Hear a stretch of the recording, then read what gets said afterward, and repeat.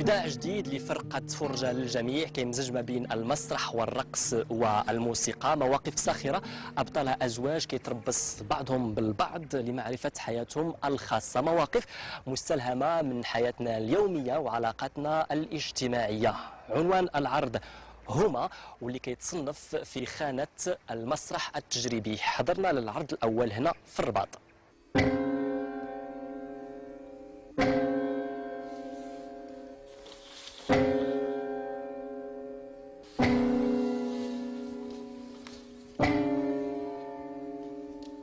Reda, on va passer la dernière scène.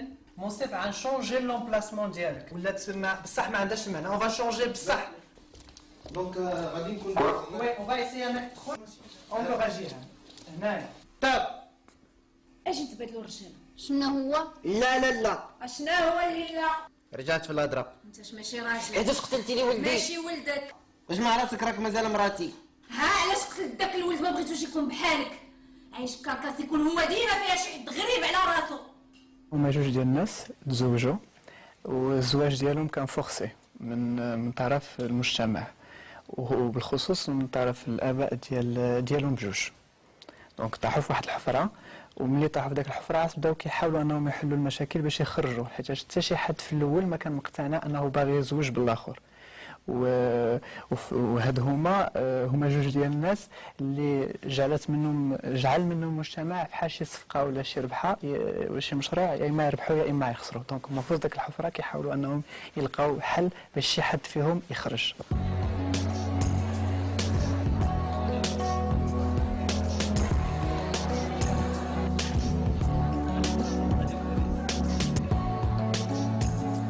إلا بغاو يجوجوك فوق صحة نهبطوا هنا نعاودوا نخلطوا الكارطة بيناتنا.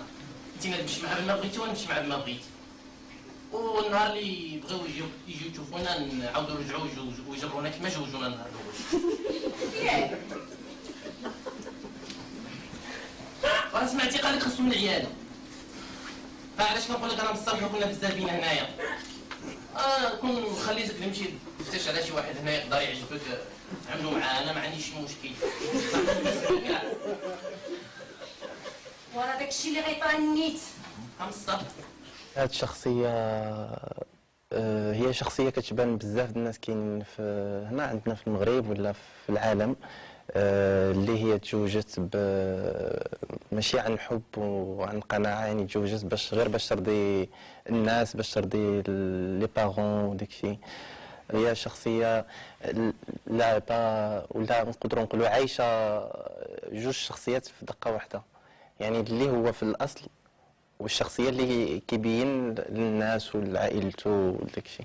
Moi, mon personnage, voilà, pareil, il est peut-être pas marié de force, mais elle vit peut-être dans une époque qui lui correspond pas, dans un milieu qui lui correspond pas, une société qui lui correspond pas, avec une famille avec laquelle elle est complètement décalée, et elle se révolte entre guillemets à sa manière. Elle veut s'en sortir, elle a encore un peu d'espoir. Je pense que c'est le personnage qui a le plus d'espoir, on va dire, de s'en sortir, etc. Donc voilà, je suis sûre que ça va parler à beaucoup de SIET marocaines.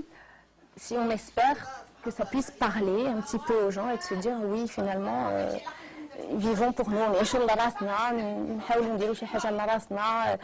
ne va pas vivre éternellement et vivons de la manière dont on est convaincu nous et oublions un peu les autres, même si on n'est pas tout seul esselé dans ce monde, on ne peut pas faire notre vie tout seul, on fait forcément en fonction un petit peu des autres, mais que ce ne soit pas ce poids, cette peur et de vraiment tout diriger notre vie en fonction du qu'en dira-t-on.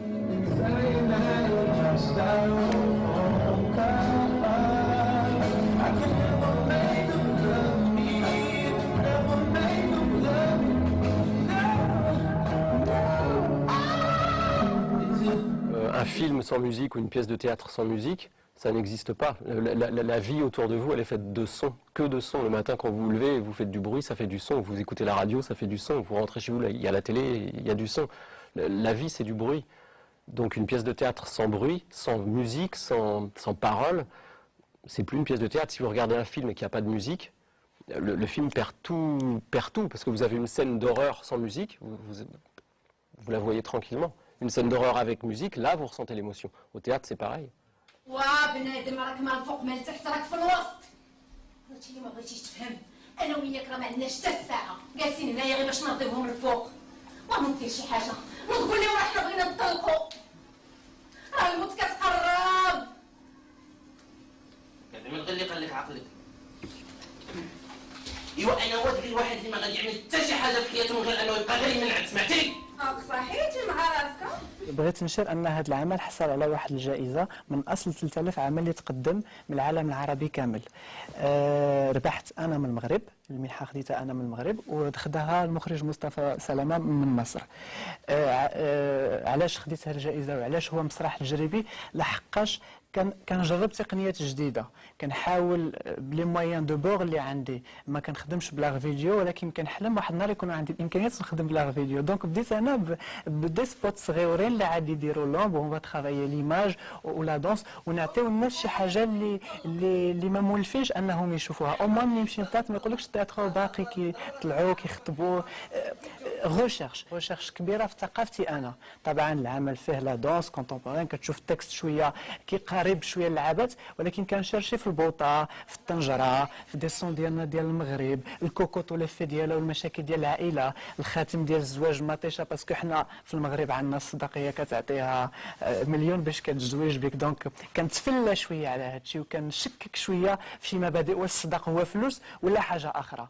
دونك ملي كنهضر على التجريب كنهضر انني كندير التجريب في المكونات ديال الصناعه المسرحيه. انا ما بعت الذهب ديالك كامل باش تزيدك 200 كيلو البودينجه في الصداق ديالك.